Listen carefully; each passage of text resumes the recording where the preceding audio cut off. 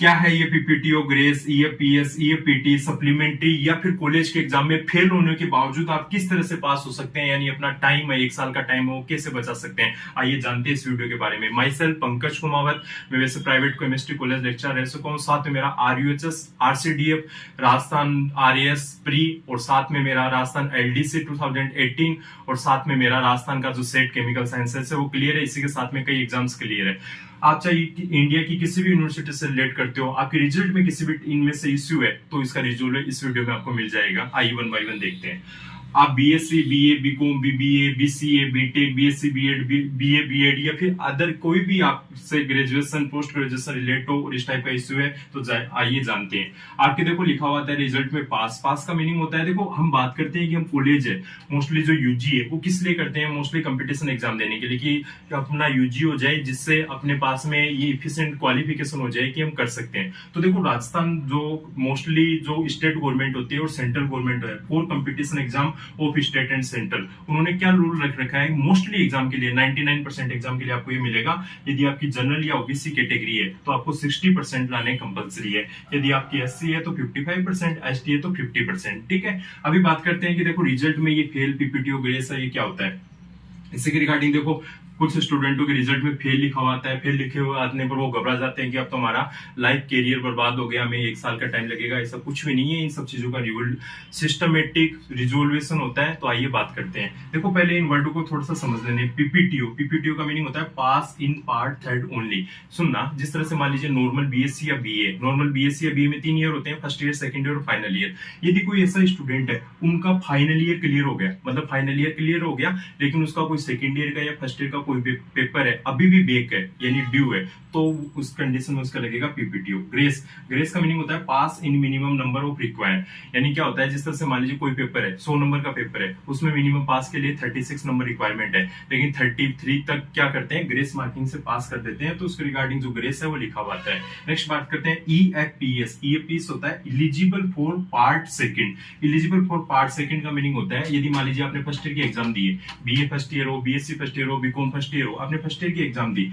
और आपके किसी सब्जेक्ट में आपके फेल दिखा हुआ है, ओनली एक सब्जेक्ट में, ठीक है, एक सब्जेक्ट में, 2 सब्जेक्ट में, तो आप क्या कर सकते हो, उसको नेक्स्ट क्लास में उस एग्जाम को दे सकते हो, रिजोल्व कर सकते हो। यानी आपका फर्स्ट ईयर है वो क्लियर है, फर्स्ट ईयर क्लियर तो नहीं है लेकिन मैं ये कहना चाहूंगा कि फर्स्ट ईयर के जो पेपर है, ड्यू पेपर है, वो नेक्स्ट ईयर में आप दे सकते हो, तो उसके लिए लिखा हुआ था ईएपीएस। नेक्स्ट है ईएपीटी, इलिजिबल फॉर पार्ट थर्ड। ये क्या सिस्टम है, ये यदि आपने सेकंड ईयर की एग्जाम यानी बीएससी सेकंड ईयर या बीए सेकंड ईयर की आपने एग्जाम दी है और आपका यदि मान लीजिए कोई फर्स्ट ईयर या सेकंड ईयर का कोई पेपर है वो बेक रह गया है, वही सेम इसी की तरह का सिस्टम, तो आप क्या उसी 1 या 2 पेपर कंडीशन में तो आप थर्ड ईयर में एग्जाम दे सकते हो। ठीक है, अब बात करते हैं कि ये सब पॉइंट तो लग गए, लेकिन अपने को तो अपना कॉलेज है वो अच्छे से मतलब पास आउट होना है, ये वाली कैटेगरी है इसमें शामिल होना है, तो इसके लिए क्या किया जाए। तो देखो इसके लिए सॉल्यूशन है फेल से पास होने का तरीका, या मैं बोलूं नंबर बढ़ाने का तरीका, क्योंकि मान लीजिए अपने को मिनिमम इतने परसेंट चाहिए, तो क्या क्राइटेरिया रहता है, हमें क्या करना चाहिए।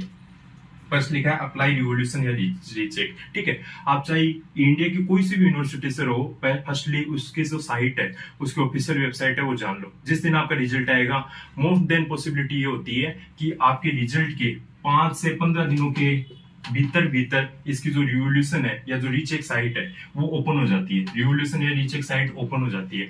अब मोस्टली स्टूडेंट पूछेंगे सर रिवोल्यूशन रीचेक क्या होता है, कितने पैसे लगते हैं, कितनी कॉपियों की, कितने सब्जेक्ट की हम करवा सकते हैं, क्या रहता है, तो अभी थोड़ा सा मैं बता देता हूँ। देखो रिवोल्यूशन 5 से 15 दिनों पर ओपन हो जाता है। इसमें मोस्टली मैं देखो ये यूनिवर्सिटी वाइज जो फीस है अलग अलग हो सकती है, लेकिन मोस्टली क्या रहता है, ये फीस होती है 300 से लेकर 400 रुपए तो फॉरम फीस है, और इसी के साथ में पर सब्जेक्ट मान लीजिए रख लेते हैं कि 150 रुपए पर सब्जेक्ट है वो फॉरम फीस। ठीक है, यदि मान लीजिए आपके 2 के में बेक लगी है तो 300 रुपए आपके लगेंगे, 2 में बेक लगी है तो 2 के हिसाब से 300 हो गए 600 रुपए में आपका रिवोल्यूशन का फॉरम भरा जाता है। एक होता है देखो रीचेक। रिवोल्यूशन और रीचेक में ये अंतर होता है, रिवोल्यूशन का मीनिंग होता है उसमें ओनली आपके नंबरों की काउंटिंग की जाती है, यानी दोबारा से जोड़ा जाता है कि नंबर काउंटिंग में गलती नहीं हो गई हो। रीचेक का मीनिंग होता है आपकी पूरी कॉपी दोबारा से चेक की जाती है कि मतलब पहले वाले एग्जामिनर ने नंबर आपके काट लिए हो तो उसको कोई अदर एग्जामिनर चेक करके रीचेक वाला सिस्टम होता है। ठीक है, ये रिवोल्यूशन रीचेक मोस्टली यूनिवर्सिटियों में एक ही होता है, लेकिन कईयों में अलग हो सकता है। नेक्स्ट मैं बात करता हूं कि ये जो रिवोल्यूशन रीचेक वो कितने कितने सब्जेक्ट तक का हो सकता है। मान लीजिए कोई स्टूडेंट, मैं बात करता हूँ नॉर्मल बीएससी या बीए का है, नॉर्मल बीएससी की मैं बात कर लेता हूँ, तो सभी के लिए ही जो रिवोल्यूशनरी चेक हो 50% तक के सब्जेक्ट का हो सकता है। 50% का मीनिंग है कि मान लीजिए किसी स्टूडेंट के 9 सब्जेक्ट है, 9 सब्जेक्ट का मीनिंग मान लीजिए मैं नॉर्मल बीएससी की बात करता हूँ, 3 केमिस्ट्री हो गई, 3 जूलॉजी हो गई और 3 बॉटनी हो गई, कोई बायोलॉजी का है, तो उसमें 50% का मीनिंग वो 4.5 का वो करवा सकता है। 4.5 को इन्होंने क्या कर दिया, इक्वल करके 5, यानी 9 में से आप 5 सब्जेक्ट का रिवोल्यूशन करवा सकते हो। ठीक है, मैक्सिमम 5 सब्जेक्ट तक आप करवा सकते हो। नेक्स्ट है कि आपने रिवोल्यूशन जी चेक करवाया, आपके मान लीजिए कि 4 पेपर है वो बेक रह गए थे, ठीक है, तो 4 में से 2 निकल गए, 2 रिवोल्यूशन जी चेक में निकल गए, बचे कितने, 2, वो नेक्स्ट ईयर में निकल जाएंगे। अब नेक्स्ट ईयर का मीनिंग है फर्स्ट ईयर में यदि आपके बेक रहे तो सेकंड ईयर में निकल जाएंगे, सेकंड ईयर में बेक रहे तो थर्ड ईयर में या फाइनल में निकल जाएंगे।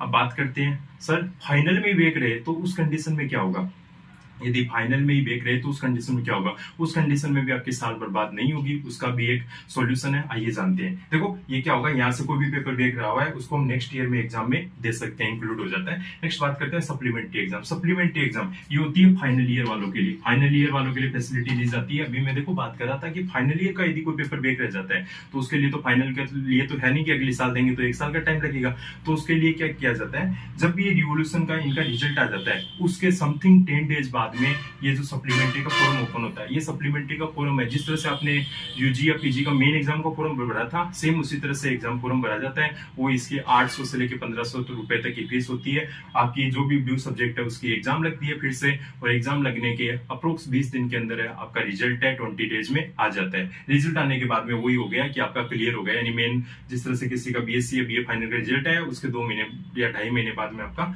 बी सप्लीमेंट्री एग्जाम के बाद में रिजल्ट आ जाता है, क्लियर हो जाता है। ठीक है, तो ये प्रोसेस रहता है। इसी के साथ में मोस्टली स्टूडेंट क्वारीज करते हैं कि सर हमें ये पूछना है वो पूछना है, आपके पर्सनल नंबर दे दो। देखो मैं यूट्यूबर हूँ, यूट्यूबर कभी भी अपने पर्सनल नंबर नहीं देता और मेरे पास में नहीं इतना टाइम रहता, लेकिन आपके लिए मैं ये जरूर कर सकता हूँ, आप मेरे यूट्यूब चैनल पर कैसा भी कमेंट है वो बेझिझक कीजिए, मैं आपका उसका ऑथेंटिक रिप्लाई दूंगा। फिर भी यदि कुछ स्टूडेंट मेरे से पर्सनल